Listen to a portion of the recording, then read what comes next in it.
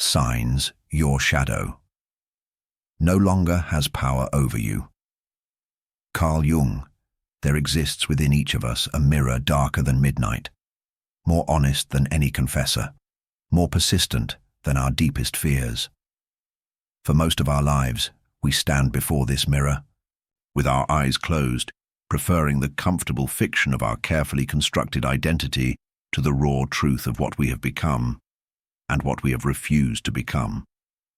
In the theatre of daily existence, we perform ourselves with such dedication that the performance becomes the performer. The mask grows into the skin. The role becomes the reality. We wake each morning and slip into the persona like a well-tailored suit, adjusting the collar of our acceptability, smoothing the wrinkles of our authentic nature until they disappear entirely. This is not conscious deception. It is the unconscious art of survival in a world that rewards conformity and punishes the wild, untamed aspects of the human soul. But the shadow knows better. It dwells in the spaces between our noble intentions and our secret thoughts, in the gap between who we claim to be and who we become when no one is watching. The shadow is the repository of every unlived life, every suppressed desire, every aspect of ourselves we have deemed unworthy of the light. It grows fat on our rejections, powerful on our denials, and cunning in its persistent attempts to break through the walls of our conscious awareness. For years, perhaps decades, we feed this shadow through projection, casting its contents onto others like a magic lantern show in which everyone else becomes the screen for our own rejected nature. That person's arrogance triggers us because we refuse to acknowledge our own grandiosity. Another's weakness disgusts us because we cannot bear to see our own vulnerability. The world becomes a hall of mirrors, each reflection showing us exactly what we have disowned within ourselves, yet we see only the faults of others, never recognizing the familiar features of our own unlived darkness. The shadow speaks to us in the language of triggers and compulsions, sudden angers that seem to come from nowhere, attractions to people and situations that our rational mind knows are destructive, moments of cruelty that shock us with their intensity. It whispers to us in our dreams, presenting scenarios that horrify our waking consciousness, showing us capabilities we would rather not possess. The shadow is not evil. It is simply everything we have decided we are not allowed to be. But consciousness, like water, seeks its own level. The psyche will not be divided indefinitely. There comes a moment, sometimes gradual as the changing of seasons, sometimes sudden as a lightning strike, when the dark mirror begins to crack. The perfect facade we have maintained starts to show its flaws. The shadow, tired of its exile, begins to bleed through the carefully constructed barriers of the ego.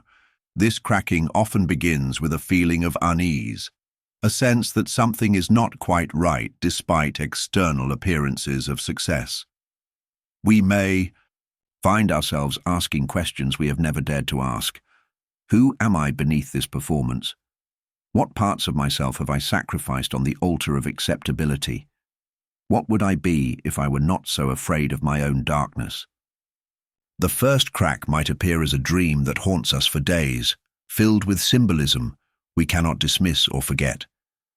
It might manifest as a sudden inability to tolerate behaviors in others that we have always criticized, the moment when we realize that our judgment says more about us than about them. Sometimes it arrives as an inexplicable attraction to what we have always condemned, or a growing sympathy for those we have always pitied or despised. These are the early signs that the dark mirror is beginning to reveal its truths. The shadow, sensing a shift in the psychic winds, begins to stir. What we experience as crisis or confusion is actually the first movement toward wholeness, the initial stirring of integration. The uncomfortable truth is that we cannot become who we are meant to be while rejecting half of what we are. Jung understood that the shadow is not our enemy, but our teacher, not our curse, but our gift. Within its dark embrace lie not only our suppressed destructiveness, but also our suppressed creativity, not only our rejected weaknesses, but also our unlived strengths. The shadow contains the gold we never knew we possessed because we were too afraid to mine the darkness where it lay hidden. When the dark mirror cracks, we catch glimpses of this paradoxical truth. We begin to see that our rejected anger might contain the seeds of necessary boundaries, that our suppressed selfishness might hold the key to authentic self-care, that our hidden vulnerability might be the doorway to genuine connection. The shadow reveals itself not as the monster we imagined, but as the abandoned child of our own psyche, waiting patiently in the darkness for the day we would finally turn toward it with curiosity rather than condemnation. This moment of recognition, subtle, as morning fog lifting from still waters, marks the beginning of perhaps the most important journey we will ever undertake, the journey toward our own wholeness. It is the first whisper of liberation from shadow's tyranny, the initial crack in the wall that has divided us against ourselves for so long. For in the end, the shadow has power over us only as long as we refuse to see it, acknowledge it, and ultimately embrace it as part of the magnificent, complex, contradictory wholeness of what it means to be gloriously, messily, completely human.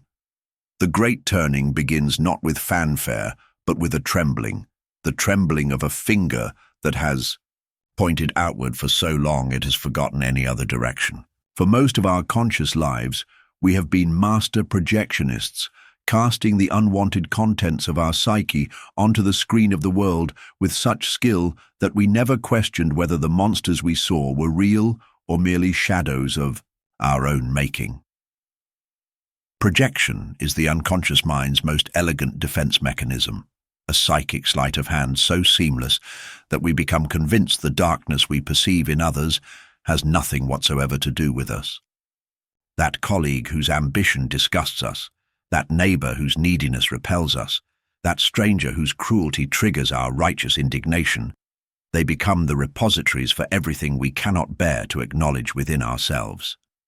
The world becomes our personal rogues gallery, populated entirely by people who embody the very qualities we most vehemently deny possessing. This unconscious alchemy allows us to maintain the fiction of our own purity, our own goodness, our own moral superiority. We walk through life as self-appointed judges, dispensing psychological verdicts with the confidence of those who believe themselves to be above the very crimes they condemn. The murderer on the news horrifies us because we have never acknowledged our own capacity for violence. The politician's lies outrage us because we have never examined the countless small deceptions we tell ourselves and others. The addict's weakness disturbs us because we refuse to see our own compulsions and dependencies, but consciousness, like dawn, cannot be held back indefinitely. There comes a moment when the mechanisms of projection begin to falter, when the psychic projector starts to malfunction, and the images we have cast onto others begin to flicker and fade, revealing something far more unsettling, the blank screen of our own projected darkness. This shift often begins with a strange and disturbing recognition. The people who trigger us most intensely share certain unmistakable characteristics. We may notice patterns in our reactions, similarities in our judgments, recurring themes in our righteous anger. The arrogant people who irritate us all seem to possess a particular kind of self-importance. The manipulative individuals who disgust us all employ similar strategies. The weak people who trigger our contempt all display comparable forms of vulnerability. As we begin to notice these patterns, a terrible and wonderful possibility emerges. Perhaps our judgments reveal more about us than about those we judge. Perhaps the qualities that trigger us so reliably do so because they resonate with something within our own unconscious depths. Perhaps the finger we point at others is actually pointing back at us through some strange geometry of the soul. This recognition arrives like an earthquake in the psyche. The solid ground of our moral certainty begins to shift and crack. The comfortable distance between ourselves and those we condemn starts to collapse. We find ourselves asking questions that our ego would prefer to avoid. Why does this particular behavior bother me so much? What is it about this person that creates such a strong reaction? Could it be that I am seeing in them something I refuse to see in myself? The sacred alchemy begins when we can no longer escape these questions, when the old mechanisms of projection start to feel forced and artificial. We may find ourselves trying to manufacture the familiar outrage, attempting to summon the righteous anger that once came so easily, only to discover that something has shifted. The projector has broken down. The screen has become transparent. The darkness we once saw so clearly in others now appears strangely familiar, bearing an uncomfortable resemblance to contours we recognize from our own private moments. This is when the real work begins, not the comfortable work of judging others, but the difficult work of examining ourselves. We begin to notice that our capacity for cruelty emerges in our private thoughts. Our tendency toward manipulation reveals itself.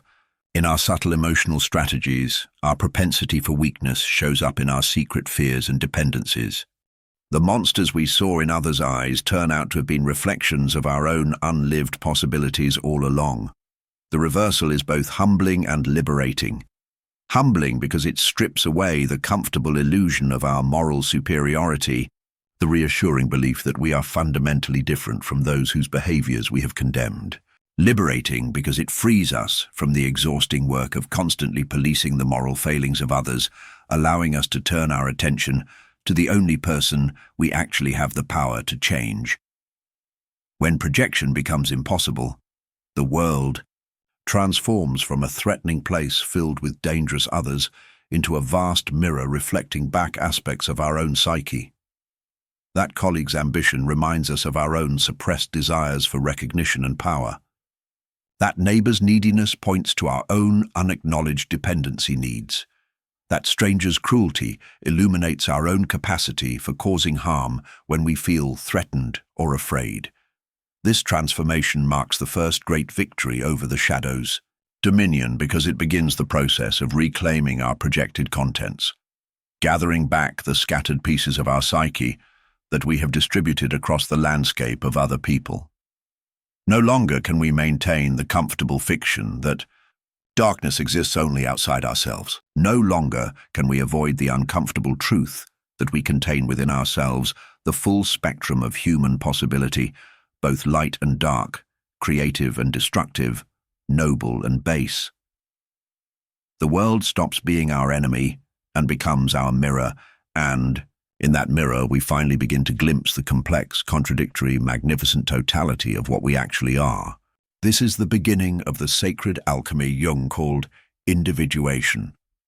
The long, difficult, essential work of becoming whole by embracing rather than rejecting the shadow that has always been part of us, waiting patiently in the darkness for the day we would finally have the courage to call it home. In the deep hours of the night, when the world sleeps and the defenses of consciousness grow thin, most of us have fought battles that would make ancient wars seem like children's games. These are the battles between who we think we should be and who we actually are, between our noble aspirations and our base impulses, between the self we present to the world and the self that emerges in our most unguarded moments. For years, perhaps decades, we have waged this internal civil war with a ferocity that would exhaust armies. On one side stands the ego, polished, righteous, determined to maintain its vision of acceptable selfhood at any cost. On the other lurks the shadow, dark, insistent, carrying all the energy we have tried so desperately to suppress or deny. The battlefield is the landscape of our own consciousness, and the casualties are our peace, our vitality, our capacity for genuine joy. The ego fights with the weapons of repression and judgment, constantly vigilant against any uprising from the unconscious depths. It patrols the borders of awareness like a zealous border guard, turning away any thought, feeling, or impulse that doesn't match its carefully constructed identity. You are not angry. It insists when rage stirs in our depths. You are not selfish, it declares when our own needs cry out for attention. You are not cruel, it maintains, when our capacity for causing harm reveals itself in moments of stress. But the shadow is a guerrilla fighter, skilled in the art of psychological warfare. It strikes when we least expect it, in our dreams, our slips of the tongue, our compulsive behaviors, our inexplicable attractions and aversions.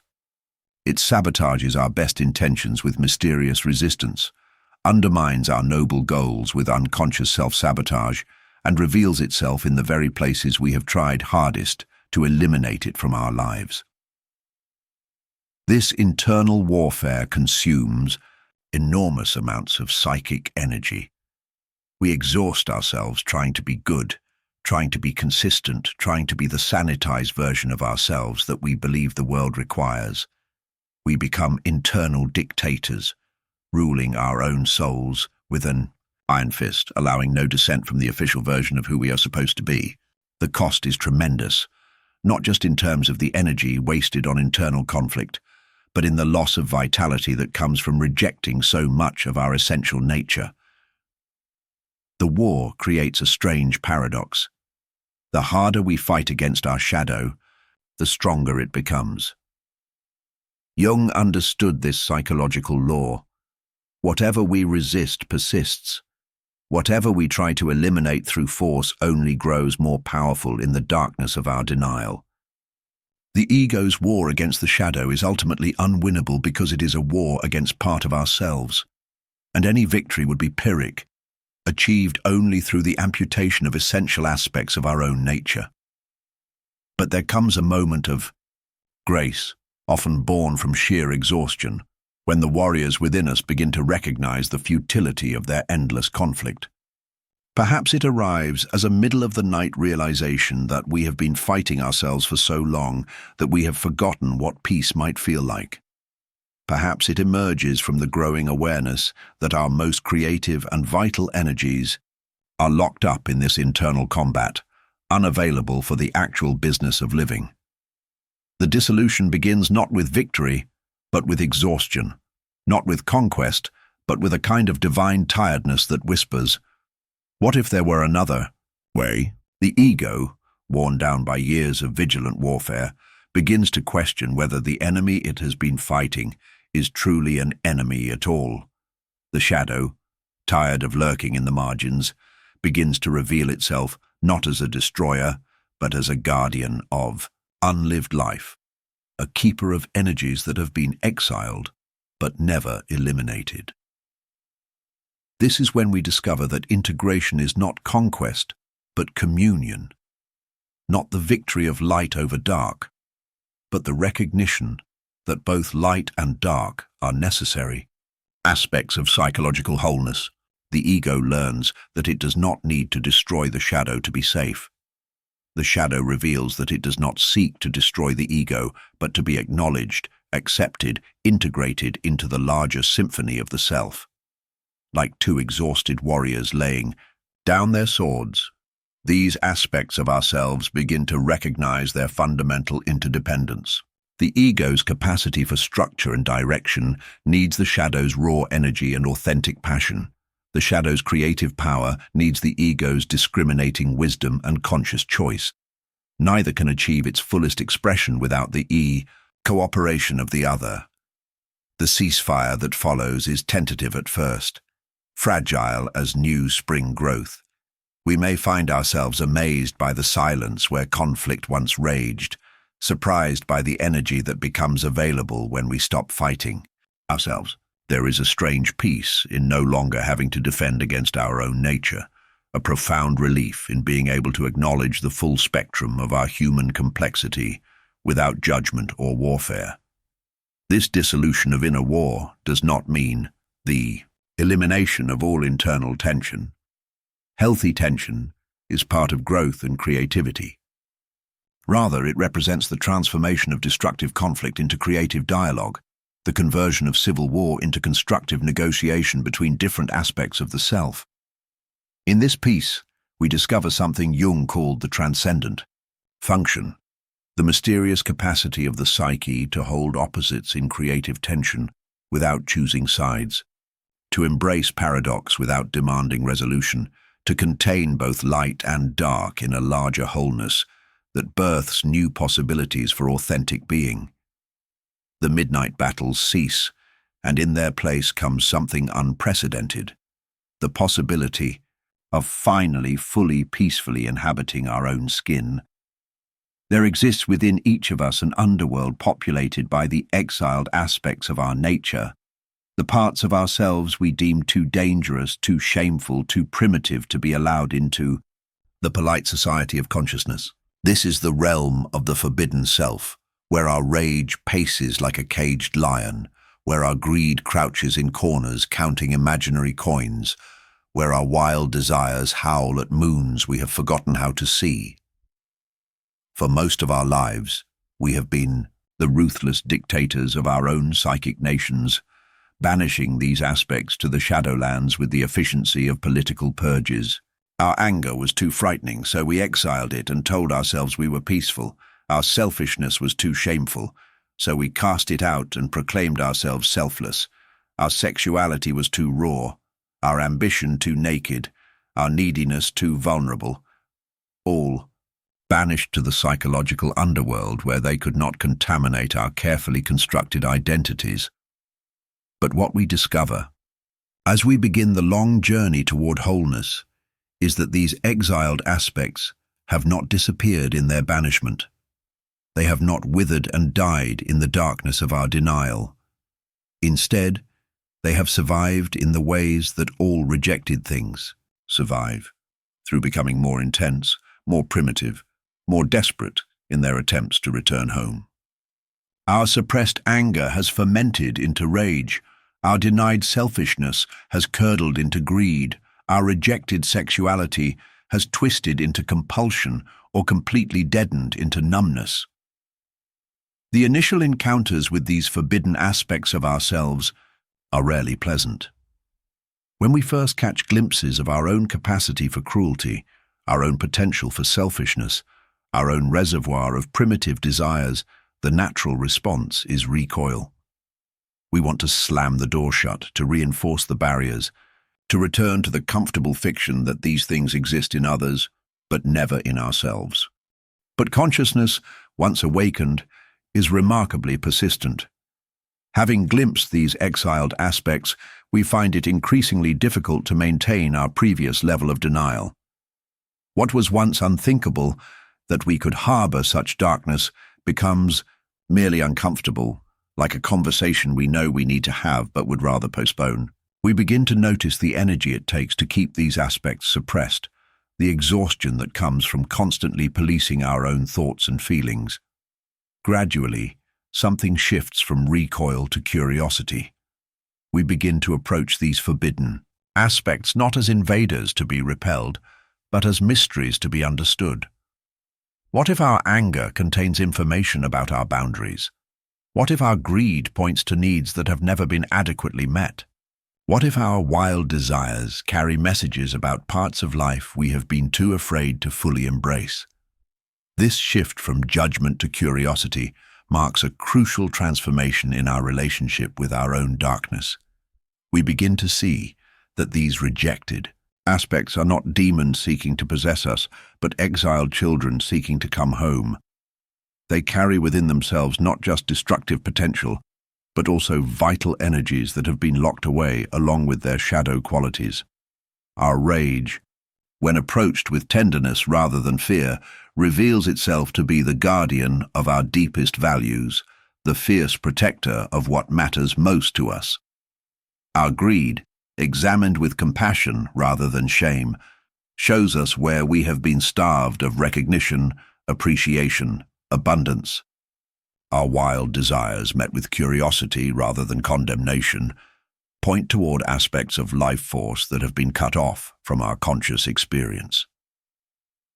Learning to hold these rejected aspects with tenderness requires developing what Jung might have called the containing function of consciousness, the capacity to embrace what seems unembraceable, to find space within ourselves for what we have always believed to be spaceless. It is like learning to hold a wounded animal, requiring patience, gentleness, and the willingness to be changed by the encounter. This process is profoundly humbling. We discover that we are not the pure beings we imagined ourselves to be, not the consistent characters we have portrayed to the world. We are complex, contradictory creatures capable of both tremendous love and surprising cruelty, both generous sacrifice and selfish calculation, both noble aspiration and base impulse. This recognition can initially feel like a kind of psychological death, the death of our idealized self-image, but from this death comes an unexpected birth. As we learn to embrace our forbidden aspects, we discover that our shadow contains not just our sins, but our unlived gold. The same fierce energy that could manifest as destructive rage can also power courageous action in defense of justice. The same driving force that could become pathological greed can also fuel legitimate ambition and the pursuit of abundance. The same wild energy that could manifest as destructive sexuality can also become creative passion and life-giving vitality. We begin to understand that these aspects were never inherently evil. They became problematic only in their exile, only when they were forced to operate unconsciously without the guidance of discriminating consciousness. When brought into the light of awareness and integrated with conscious choice, they transform from liabilities into assets, from sources of shame into wellsprings of authentic power. The forbidden self, once embraced, reveals itself to be not our enemy, but our ally, not our curse, but our completion, we discover energies we never knew we possessed, capacities we never imagined we contained, depths of feeling and ranges of experience that had been locked away in the vaults of our own denial. This embrace requires tremendous courage, the courage to be seen even by ourselves as less than perfect, the courage to acknowledge that we contain the full spectrum of human possibility, the courage to love ourselves not in spite of our darkness, but because of our magnificent, complex, contradictory wholeness.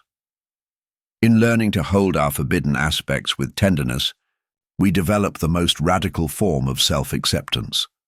Not the shallow self-acceptance that ignores our shadows, but the profound self-acceptance that includes them, embraces them, and ultimately transforms them through the alchemy of conscious love. For most of our unconscious lives, we have been marionettes, dancing to the hidden choreography of our own shadow, jerked into motion by invisible strings we never knew existed. A certain tone of voice triggers instant defensiveness.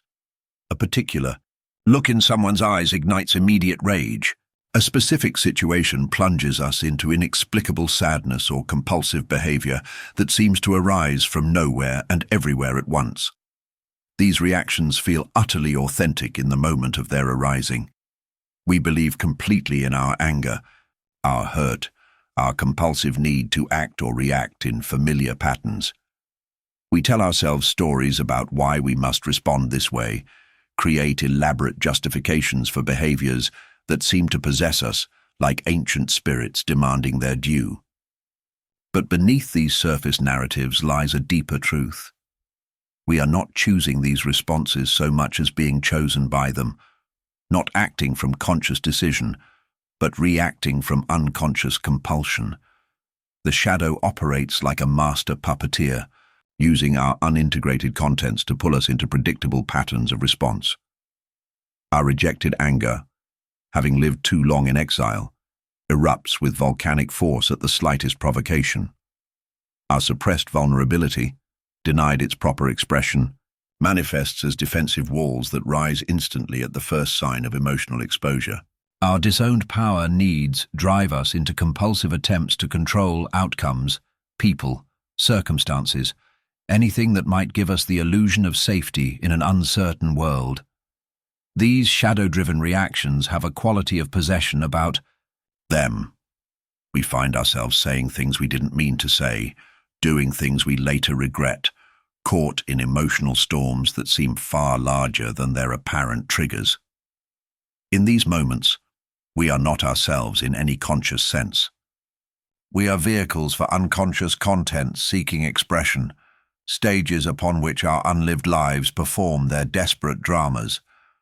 But as we begin the work of shadow integration, something remarkable begins to shift in the very fabric of our reactivity. The puppet strings that once jerked us into automatic responses begin to fray and snap. Where there was once immediate reaction, a strange new phenomenon emerges. Space, a breath of pause between trigger and response, a moment of choice where none existed before. This space is not empty. It is pregnant with possibility. In this pause, we begin to notice what is actually happening rather than simply reacting to what we think is happening. We observe the physical sensations that arise with triggered emotions, the stories our minds immediately construct to justify our feelings, the familiar patterns of response that want to engage like well-worn grooves in a record. The emergence of this space between stimulus and response marks one of the most significant victories in the journey toward psychological freedom. It represents the moment when consciousness becomes stronger than conditioning, when awareness becomes more powerful than automaticity. We begin to realize that we are not our emotions, not our reactions, not our compulsive patterns.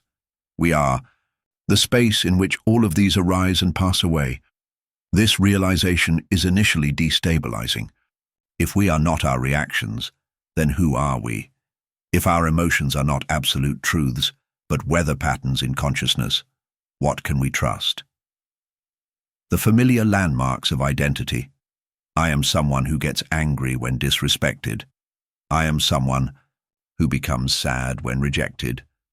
I am someone who must control outcomes to feel safe, begin to dissolve, leaving us in the strange territory of not knowing who we are when we are not reacting. But from this dissolution comes an extraordinary freedom. We discover that we can feel anger without being possessed by it, experience sadness without drowning in it, notice fear without being paralyzed by it.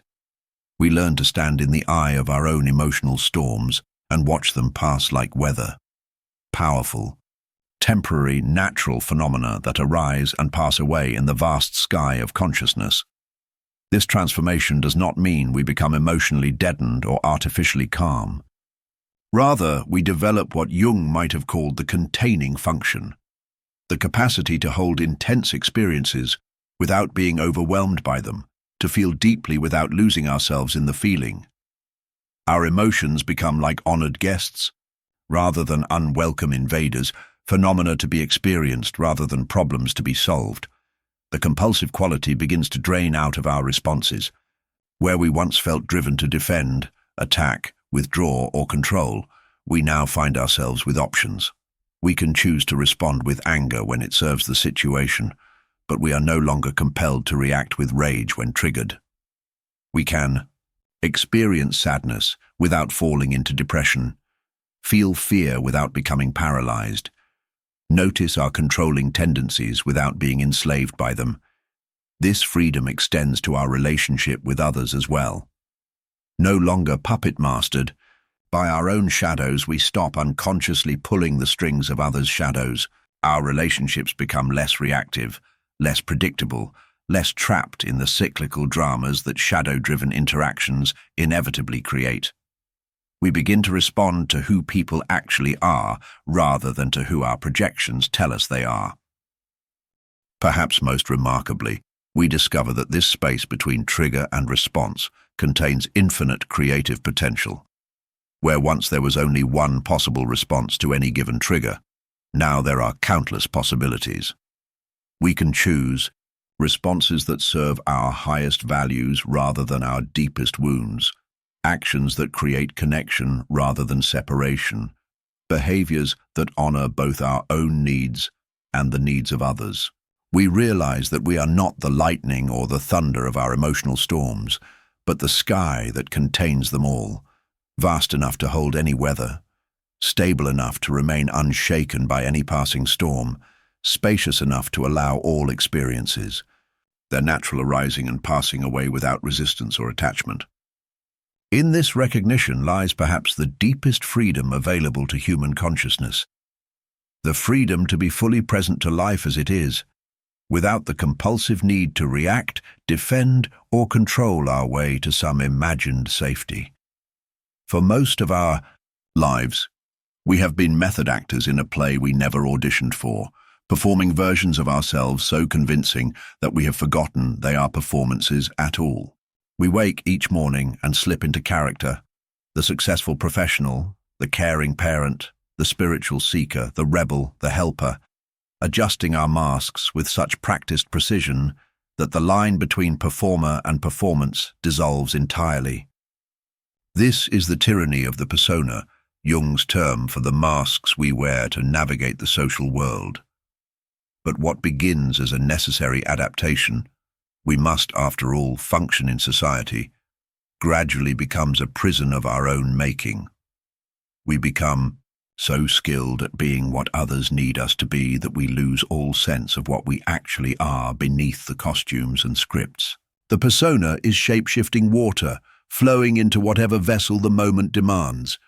With our colleagues, we become competent and controlled. With our friends, we transform into the entertainer or the confidant. With our families, we morph into the responsible one or the rebellious one, depending on the role the system requires. Each context demands its own version of ourselves, and we deliver these versions with such commitment that we begin to believe they are all equally real, all equally true. But this constant shape-shifting is exhausting work. The energy required to maintain multiple personas, to remember which version of ourselves fits which situation, to suppress the aspects that don't match the current performance, this effort drains the life force from our very bones. We find ourselves feeling empty despite being busy, disconnected despite being surrounded by people, purposeless despite achieving external success. The persona's fundamental flaw is that it operates from the outside in, crafting identity based on external expectations rather than internal truth. It asks not, "Who am I?" but "Who do they need me to be?" It prioritizes approval over authenticity, acceptance over integrity, performance over presence. In its desperate attempt to be loved, it ensures that we are never truly seen, never genuinely known, never authentically connected. Beneath this elaborate theater of false selves, something eternal stirs, something that has been waiting patiently through all the performances, all the costume changes, all the standing ovations and crushing reviews. This is what Jung called the self with a capital S. Not the ego's collection of roles and identities, but the deeper center of our being that exists independent of any audience, any approval, any external validation. The awakening of authentic presence often begins with a kind of spiritual exhaustion, a bone-deep tiredness of playing parts that no longer fit, if they ever did. We may find ourselves in moments of solitude, between performances, catching glimpses of something more real beneath the layers of persona. Perhaps it's a flash of genuine anger that cuts through our carefully maintained niceness, or a moment of raw vulnerability that pierces our armor of competence, or a surge of wild creativity that refuses to be contained within our professional role. These glimpses can be terrifying because they threaten the entire structure we have built around external approval. What would happen if people saw us as we actually are, complete with shadows, contradictions, and imperfections? What would remain of our relationships if they were based on truth rather than performance? Who would love us if we stopped being who they needed us to be and started being who we actually were? The alchemy of authentic presence requires the courage to let the personas crumble, to allow the masks to fall away even when we don't yet know what lies beneath them. This is not a gentle process. It often feels like a kind of death, the death of the false selves we have inhabited for so long that they feel more real than reality itself. We may go through periods of not knowing who we are at all, feeling naked and exposed without our familiar costumes. But from this dissolution, something unprecedented emerges, a presence that is not performed, but simply present, not constructed, but naturally arising, not dependent on external validation, but sourced from an internal wellspring that never runs dry. This authentic presence has a quality of aliveness that no persona can match, a magnetism that draws others not to our performance, but to our truth. Authentic presence includes the shadow in ways that persona never could. Where the persona must maintain the fiction of being consistently good, kind, successful, or spiritual, authentic presence can acknowledge the full spectrum of human experience. It can be angry without being destructive, sad without being depressed, afraid without being paralyzed, selfish without being cruel. It holds all aspects of the human experience within a larger container of self-acceptance. This presence needs no audience because it is not a performance. It requires no applause because it is not seeking validation. It fears no criticism because it is not invested in maintaining an image. It simply is, present to what is happening in this moment, responsive to what life is actually asking for rather than what it thinks others want to see. The transformation from persona to authentic presence is like the difference between artificial light and sunlight. The persona's light is bright and controlled, but ultimately exhausting to maintain and limited in its spectrum. Authentic presence radiates with the effortless luminosity of a star, not trying to shine but simply expressing its essential nature. In relationships, this shift creates the possibility of genuine intimacy for the first time. When we stop performing ourselves, we create space for others to stop performing as well. Our authenticity gives others permission to be authentic. Our vulnerability invites their vulnerability. Our wholeness, shadows and all, allows them to bring their own wholeness into the light. The world needs this authentic presence desperately. In a culture built on performance and image, genuine human being becomes a radical act. It offers others a different possibility, a glimpse of what life might be like if we could all stop pretending and start being, stop performing and start presencing, stop hiding and start revealing the magnificent, complex, contradictory truth of what we actually are. Beneath the crumbling persona, something eternal stirs. Not another mask to be worn, but the naked truth of our being, finally free to exist without apology, without audience, without anything but the raw courage to be real. One of the most profound paradoxes of shadow integration is the transformation it brings to our relationship with boundaries. For most of our unconscious lives, we have built walls instead of boundaries, rigid structures of defense designed to keep out whatever we cannot bear to acknowledge within ourselves. These walls are constructed from the very materials of our denials, judgment, projection, fear, and the desperate need to maintain the fiction of our own purity. The unconscious mind creates boundaries through exclusion and rejection. We build walls against anger because we cannot acknowledge our own rage. We construct barriers against neediness because we refuse to see our own dependency. We erect fortifications against manipulation because we deny our own capacity for emotional strategy.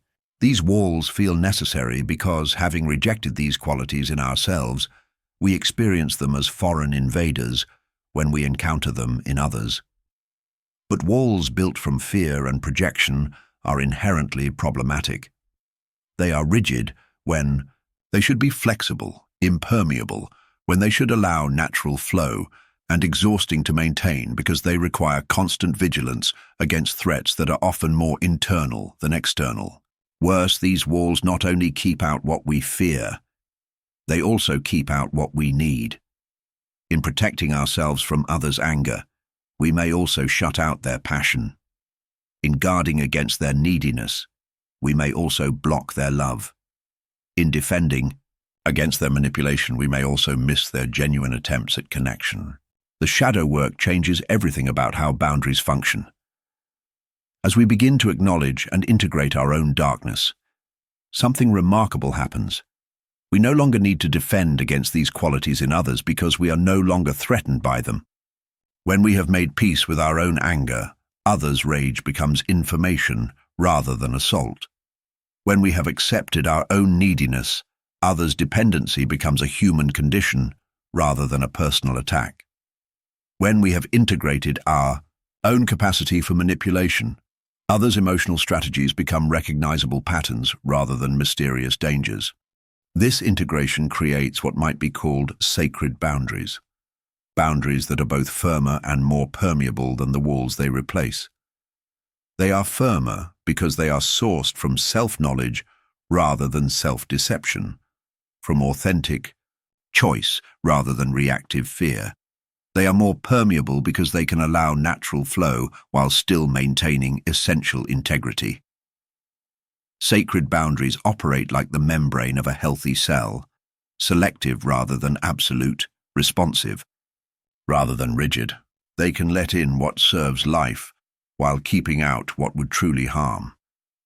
They can open to love while maintaining protection against actual violation. They can embrace connection while preserving essential autonomy. This new kind of boundary making requires a fundamental shift from external to internal orientation. Instead of asking, how can I protect myself from that quality in them, we learn to ask, how can I respond consciously to this quality that I recognize in both of us? The boundary becomes not a wall against others, but a conscious relationship with our own responses, our own choices, our own capacity to remain centered while engaging with the full spectrum of human experience.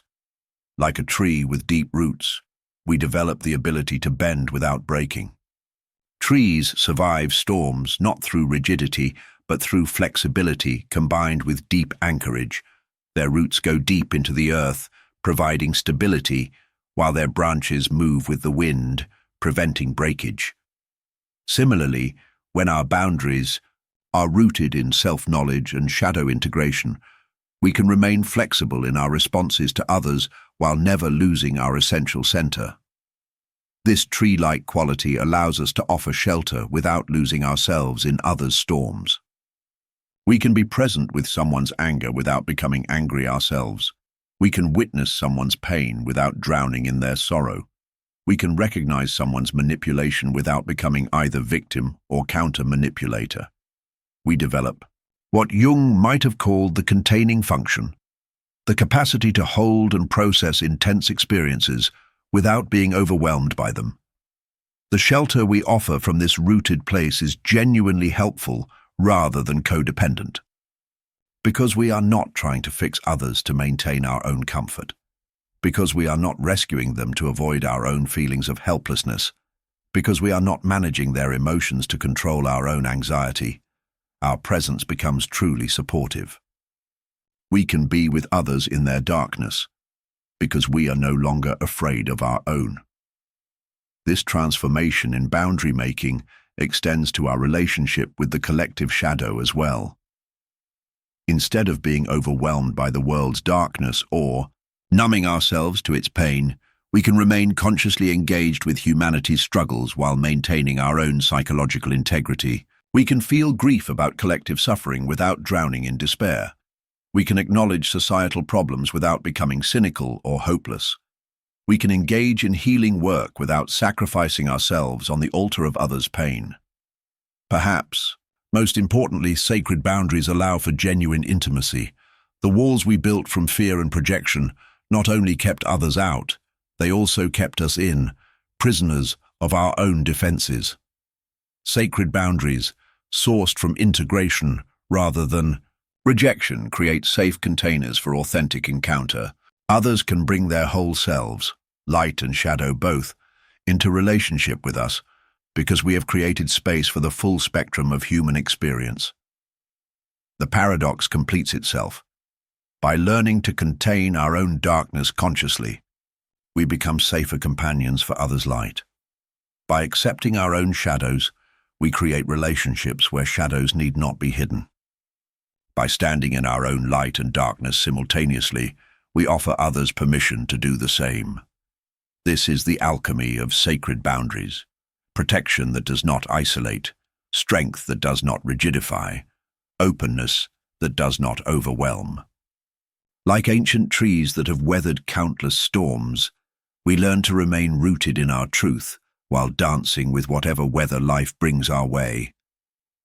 Perfectionism is perhaps the most seductive and destructive of all the ego's strategies for avoiding the shadow. It presents itself as a noble pursuit, the quest for excellence, the commitment to high standards, the refusal to settle for mediocrity. But beneath its golden surface lies a prison more confining than any physical cell, built from the impossible, demand that we become flawless beings in a fundamentally flawed world. The perfectionist lives in a state of perpetual exile from their own humanity. They have constructed an elaborate mythology around the untouchable, unshadowed self, a version of themselves that never makes mistakes, never feels petty emotions, never acts from selfish motives, never fails to meet the impossible standards they have internalized from a world that profits from our sense of inadequacy. This mythical self becomes the tyrant that rules their inner world, demanding absolute compliance with standards that would challenge the gods themselves. The perfectionist's relationship with their shadow is one of absolute warfare. Every flaw must be eliminated. Every weakness must be overcome. Every imperfection must be corrected or hidden. They become internal sculptors, chiseling away at themselves with ruthless precision, trying to create a masterpiece from the raw material of human nature. But the shadow, being an essential part of the psyche's wholeness, cannot be eliminated. It can only be driven deeper underground, where it grows more powerful and more desperate in its attempts to surface. This underground shadow manifests in the perfectionist's life as a series of painful paradoxes. The harder they try to avoid mistakes, the more catastrophic their inevitable errors become. The more they attempt to control outcomes, the more chaos seems to erupt in unexpected places. The more they strive for the approval that perfect performance promises, the more isolated they become from genuine human connection. Perfectionism becomes a self-defeating prophecy, creating the very conditions it seeks to avoid. The golden prison of perfectionism is maintained by a fundamental misunderstanding about the nature of worth and lovability. The perfectionist believes, often unconsciously, that they must earn their place in the world through flawless performance, that love is conditional upon meeting impossible standards, that their essential humanity is somehow inadequate and must be improved upon to be acceptable. This belief system creates a relentless internal critic that never sleeps, never satisfies, never allows for the simple fact of being human. But shadow integration shatters this entire edifice with a single revolutionary insight. We are already whole. Not perfect, but complete. Not flawless, but sufficient. Not beyond criticism, but beyond the need for constant improvement to justify our existence. This recognition arrives like an earthquake in the perfectionist's carefully constructed world, bringing down the walls of the golden prison and revealing the vast landscape of authentic humanity that lies beyond. Making friends with our flaws requires a fundamental shift in perspective, from seeing imperfections as enemies to be defeated, to recognizing them as teachers to be welcomed. That tendency toward impatience that we have always tried to eliminate. It contains information about our passion for justice and our unwillingness to accept less than we deserve. The selfishness we have always condemned in ourselves. It carries wisdom about our legitimate needs and our right to take up space in the world. The anger we have always tried to suppress. It guards our deepest values and signals when our boundaries have been crossed.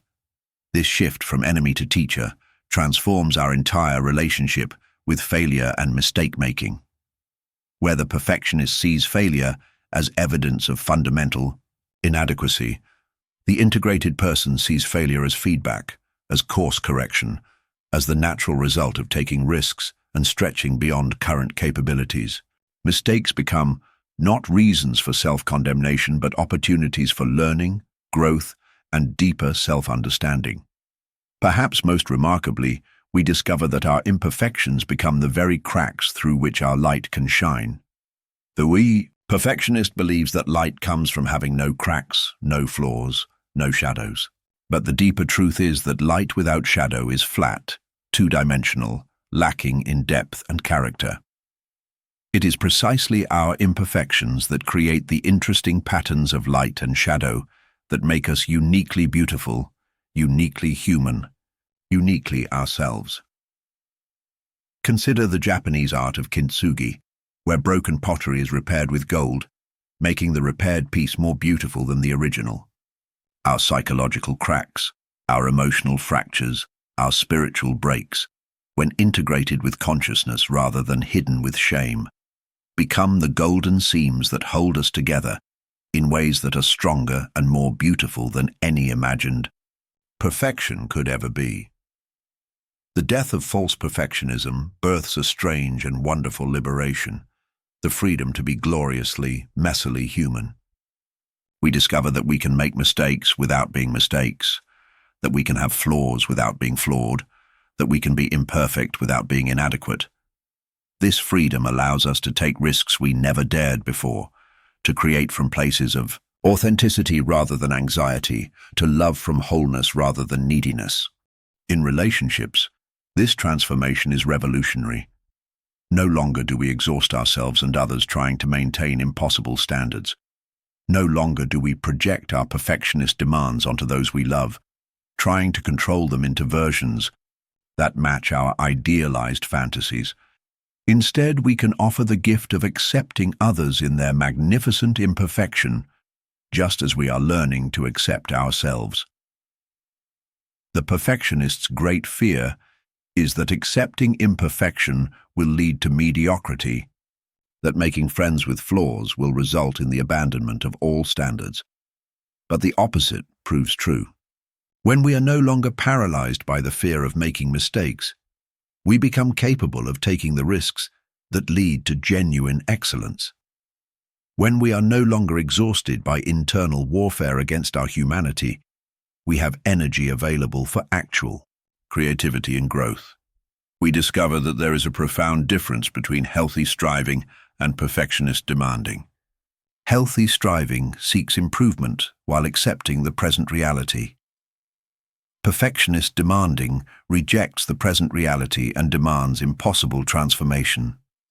One leads to growth, the other to suffering.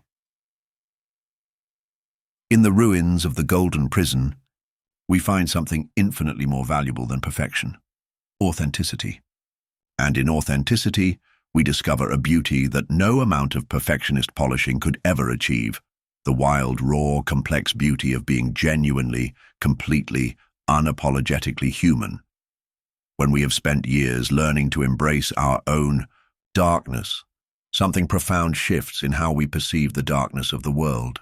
The headlines that once filled us with righteous indignation, the human cruelties that once triggered our moral outrage, the collective madness that once seemed so foreign and incomprehensible, all of this begins to look different through eyes that have gazed unflinchingly into their own shadow.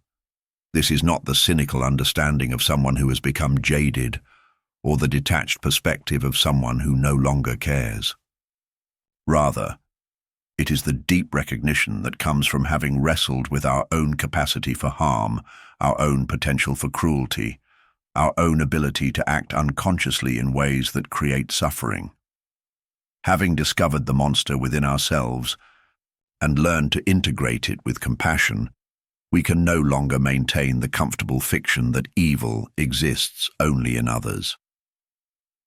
The collective shadow is humanity's shared repository of rejected and disowned contents, all the aspects of human nature that civilizations have deemed unacceptable, primitive, or dangerous. Just as individuals project their personal shadows onto others, cultures project their collective shadows onto other cultures, other races, other nations, other groups.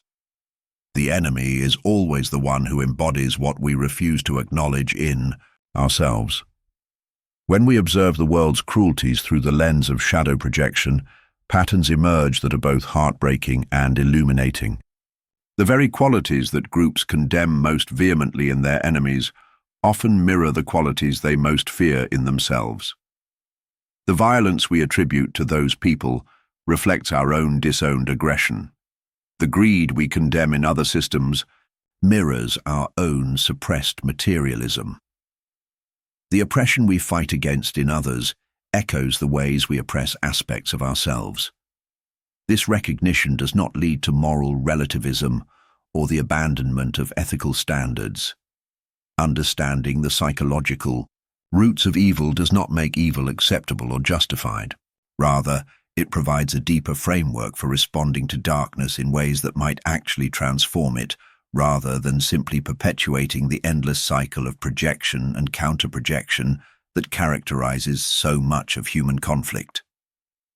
Having integrated our own shadow, we can witness the world's darkness without being overwhelmed by it or compelled to turn away from it.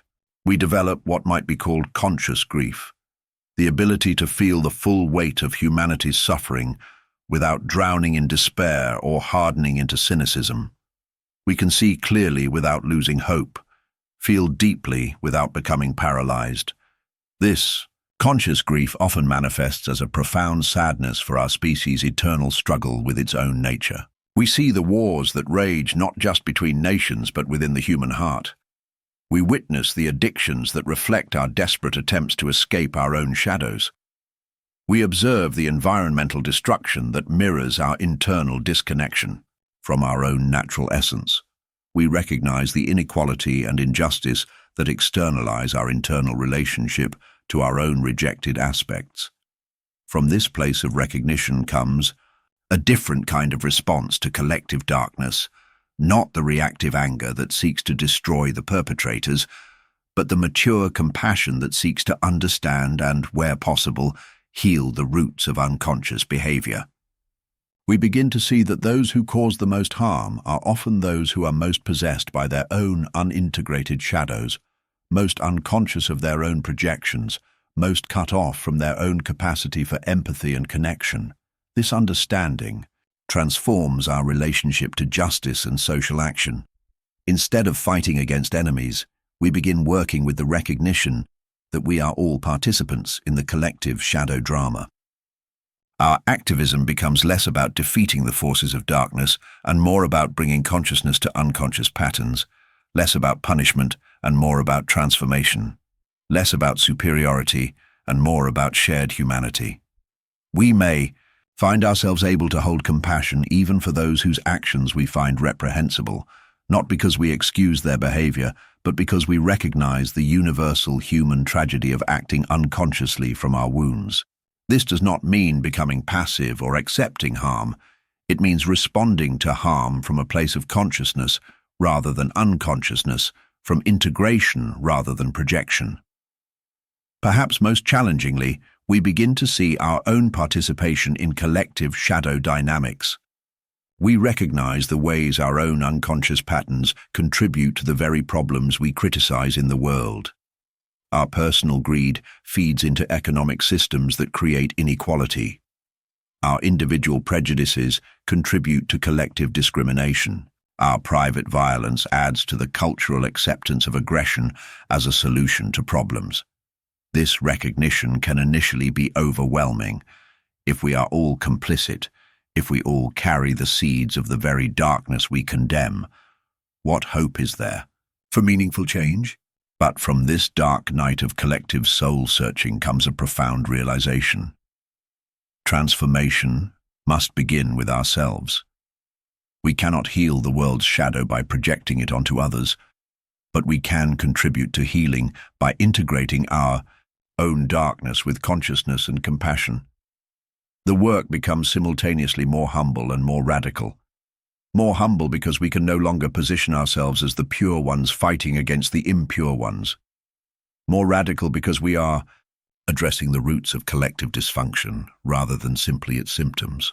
We are participating in what Jung called the individuation of the species, the slow, difficult, essential work of becoming conscious of our collective shadow and learning to relate to it with wisdom rather than reactivity. In this work, we discover that compassion for the collective shadow is not weakness but strength, not naivete but wisdom, not avoidance but engagement at the deepest possible level. We learn to hold both grief and hope, both clear-eyed recognition of darkness and unwavering commitment to light, both acceptance of what is and dedication to what could be. This is perhaps the most mature response to the world's darkness, to see it clearly, feel it deeply, and respond to it not from our own unconscious shadows, but from the integrated wholeness that knows both light and dark and chooses again and again to serve the healing of the whole. The great alchemical secret that Jung understood so deeply is that our shadow contains not only our rejected sins, but also our unlived gold. What we have spent lifetimes trying to eliminate, suppress, or transcend often holds the very keys to our greatest creative potential, our deepest wisdom, our most authentic power. The energy that was once locked away in internal warfare, consumed by the exhausting work of keeping our darkness at bay, suddenly becomes available for the actual business of living, creating, and becoming who we were always meant to be. This transformation requires a fundamental shift in how we understand the relationship between light and dark, strength and weakness, virtue and shadow. The conventional view sees these as opposing forces, with light representing everything good and dark representing everything that must be overcome. But the deeper psychological truth reveals a more complex and paradoxical reality. Our greatest strengths often emerge from the conscious integration of what we once considered our greatest weaknesses. Consider the person who has always been ashamed of their sensitivity, who has spent years trying to toughen up, develop thicker skin, become less affected by the emotional currents around them. In the shadow work, they may discover that their sensitivity is not a weakness to be overcome, but a gift to be refined. Their capacity to feel deeply, to pick up on subtle emotional information, to be moved by beauty and pain. These are not signs of inadequacy, but indicators of a rare and valuable form of intelligence. Their sensitivity, when integrated with consciousness rather than rejected in shame, becomes intuition, empathy, artistic vision, healing capacity. Or consider the individual who has always struggled with anger, who has been told that their intensity is inappropriate, their passionate response is excessive, their righteous fury problematic. In integrating their shadow, they may discover that their anger contains vital information about their values, their boundaries, their sense of justice. Their fire, when channeled consciously, rather than suppressed unconsciously, becomes the fuel for standing up against injustice, for protecting what they love, for bringing needed change to stagnant situations. Their anger transforms from destructive force to creative power. The darkness that we have always feared becomes fertile soil for wisdom that could not have grown in the sanitized gardens of our conscious self-image. The parts of ourselves that seemed most problematic often contain the energies we most need to fulfill our unique purpose in the world. Our rejected aspects are frequently our unlived gifts, our disowned qualities often our undeveloped talents, our suppressed impulses, sometimes our unexpressed genius. This recognition requires what might be called archaeological consciousness, the willingness to dig into the dark earth of our rejected nature and excavate the buried treasures that lie beneath layers of shame, fear, and cultural conditioning. Like ancient artifacts that must be carefully cleaned and studied before their true value can be recognized, our shadow contents need conscious attention and skillful integration before they can reveal their hidden gifts. The process is not without its dangers. Shadow energies are raw, unrefined, potentially destructive if handled unconsciously. The same angry energy that can fuel righteous action can also cause tremendous harm if expressed without wisdom. The same sensitive awareness that can become healing intuition can also manifest as overwhelming emotional reactivity if not properly contained. The same creative chaos that can birth new possibilities can also destroy necessary structures if not channeled skillfully. This is why shadow integration is truly an alchemical process. It requires the careful transformation of raw material into refined gold. The alchemists spoke of the nigredo, the blackening phase where all the base materials are broken down into their essential components. This corresponds to the difficult work of acknowledging and accepting our shadow contents. But they also spoke of the albedo, the whitening phase where purification begins, and the rubedo, the reddening phase where the new gold is finally created. In psychological terms, this means that shadow integration is not simply about accepting our darkness as it is, but about consciously transforming it into its highest potential. Our greed can become healthy ambition and the pursuit of abundance. Our selfishness can become appropriate self-care and the ability to honor our own needs. Our pride can become healthy self-respect and the confidence to share our gifts with the world. Our destructive tendencies can become the ability to tear down what no longer serves to make space for what wants to emerge. Perhaps most remarkably, we discover that many of the qualities we have most admired in others, their creativity, their passion, their authentic presence, their ability to make a difference in the world, often emerge from their successful integration of shadow material. The artist's creative power may flow from their integrated relationship with chaos and destruction. The leader's ability to inspire may come from their integrated relationship with their own need for significance and impact. The healer's capacity to help others may emerge from their integrated relationship with their own wounds and limitations. This wisdom of integrated darkness reveals itself not as knowledge about darkness, but as wisdom that includes darkness, that has metabolized shadow material into conscious resource.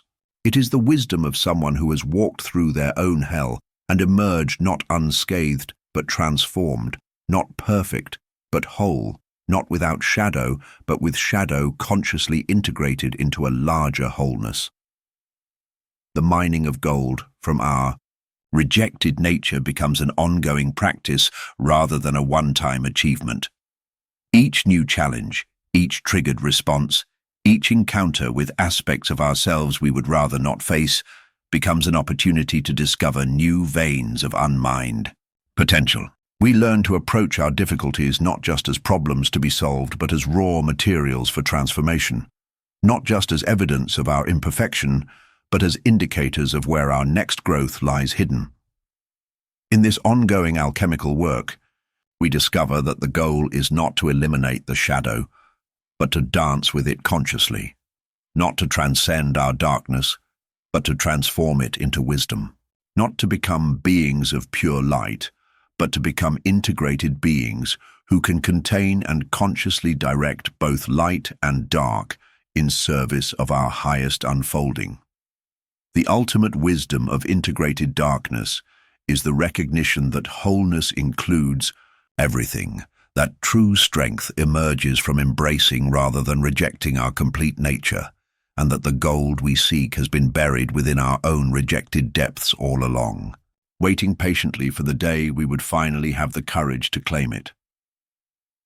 There comes a moment in the deepest reaches of transformation when the very ground beneath our moral certainties begins to shift, like ancient tectonic plates moving in the soul's bedrock.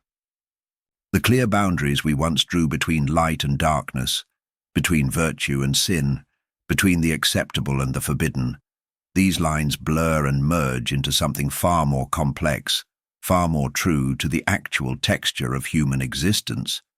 You have walked long in the valleys of your own becoming, and now you stand at the threshold of a profound recognition. The old categories that once ordered your world, pure good and absolute evil, are dissolving like morning mist before the rising sun of deeper understanding. This is not the collapse of morality itself, but the birth of something more mature, more nuanced, more authentically human. Listen closely to what emerges from this dissolution. The child within you once needed clear heroes and villains, needed the security of knowing exactly who wore the white hat and who wore the black. The child's psyche requires these stark divisions to feel safe in a complex world. But you are no longer that child. You have descended into your own depths, have wrestled with your shadow, have seen the face of your own darkness reflected in still waters, and in that seeing, something extraordinary has occurred. The rigid moral architecture that once seemed so necessary, the absolute judgments, the righteous certainties, the clean divisions between us and them, has revealed itself to be a kind of psychological defense, a way of keeping the messy, paradoxical truth of existence at bay. For in truth, the human soul is neither purely good nor purely evil, but something far more mysterious, a vessel capable of containing all possibilities, a theatre where every human drama can unfold. This recognition does not lead to moral chaos, as the frightened ego might fear. It does not open the floodgates to destructive behavior or ethical nihilism.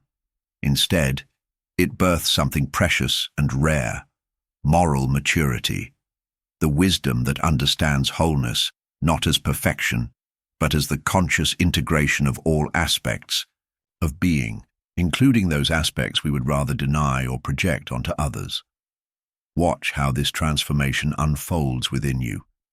Where once you might have recoiled in horror from certain thoughts or impulses, now you can hold them with a steady gaze, recognizing them as part of the full spectrum of human possibility. Where once you might have cast others into the role of irredeemable villains, now you can see the wounded child beneath their destructive actions, the unlived life expressing itself through distortion. This is the realm beyond good and evil that the great philosophers intuited, not a place where nothing matters, but a place where everything matters so deeply that simple categories cannot contain the fullness of truth. It is the recognition that the saint carries within him the seed of the sinner, and the sinner carries within her the spark of the divine. Both are authentic expressions of the human condition. Both are threads in the complex tapestry of what we are. In this space, choice becomes something entirely different, no longer driven by the need to maintain a perfect persona or to avoid the contamination of acknowledged darkness. Choice becomes conscious, deliberate, rooted in genuine understanding rather than fear. You choose kindness, not because cruelty is impossible for you, but because you have looked into the heart of cruelty and chosen otherwise. You choose love, not because hate is foreign to your nature, but because you have felt hate's fire and consciously transformed it into something more life-giving. This is perhaps the most radical insight of deep psychological work, that consciousness, not perfection, is the goal. The fully individuated person is not one who has eliminated all darkness from their nature, but one who has brought all aspects of themselves into conscious relationship. They know their capacity for both creation and destruction, for both love and hatred, for both generosity and selfishness, and in that knowing they choose moment by moment how to express their humanity. The opposites that once seemed so irreconcilable begin to dance together in a new rhythm. You discover that your greatest strengths and your deepest wounds often spring from the same source, that your most cherished virtues cast shadows that must also be acknowledged, that your fiercest struggles often point toward your most essential gifts. The very qualities you have most condemned in others may be the disowned aspects of yourself, seeking integration and expression. This dance of opposites is not comfortable for the ego, which prefers clear categories and simple solutions, but it is the natural movement of the psyche toward wholeness, toward the reconciliation of all that we are. In this reconciliation, judgment transforms into discernment, condemnation into compassion, rigid morality into fluid wisdom. You begin to understand that the goal is not to transcend your humanity, but to embrace it fully, to become so conscious of all your possibilities that you can choose with genuine freedom rather than unconscious compulsion. This is the freedom that lies beyond good and evil. Not the freedom to do anything without consequence, but the freedom to act from deep awareness rather than reactive patterns. In this maturity, you find yourself capable of holding paradox without the need to resolve it prematurely. You can love someone while also setting firm boundaries. You can forgive without condoning. You can act with strength while remaining tender. You can embrace your darkness without being consumed by it. These are not contradictions, but the natural expressions of a consciousness that has learned to hold complexity. And so you emerge from this recognition transformed once again, not perfect but whole, not pure but integrated, not beyond human failing, but conscious enough to fail with grace and learn with humility. You have touched something that the old moral categories could never contain, the mystery of what it means to be fully, consciously, courageously human. YouTube video description: The Shadow, the hidden truth behind your triggers. Carl Jung. Deep within each of us dwells a mirror darker than midnight, a silent witness to every hidden desire, denied truth, and unlived possibility. Carl Jung called it the shadow, the part of ourselves we exile in the name of social acceptance, only to encounter it reflected in the people and situations that provoke our strongest reactions. This video dives into Jung's piercing insight that our triggers, judgments, and projections often reveal the unlived lives we carry within. We become master performers in the theater of existence, slipping daily into the persona, the mask we wear to survive. Yet beneath this performance lurks the shadow, growing powerful on our denials, waiting for the day when the dark mirror cracks, and we glimpse the truth of who we are. As Jung taught, the shadow is not merely a repository of darkness. It also conceals our creativity, vitality, and untapped potential. The same forces we fear may hold the seeds of our deepest gifts. The journey into the shadow is the sacred alchemy of individuation, transforming what we reject into the gold of wholeness. Are you ready to look into your own dark mirror and reclaim what you've disowned? This is not the path of comfort. It is the path of freedom. The monsters we battle outside may, in truth, be the unloved parts of ourselves calling us home. Have you ever faced your shadow and discovered something unexpected? Share your experience in the comments. Your story might light the path for another soul. 10. Hashtags: Carl Jung, Jungian psychology, shadow work, and individuation. The shadow, psychological projection, persona and ego, depth, psychology, inner alchemy. Embrace your shadow.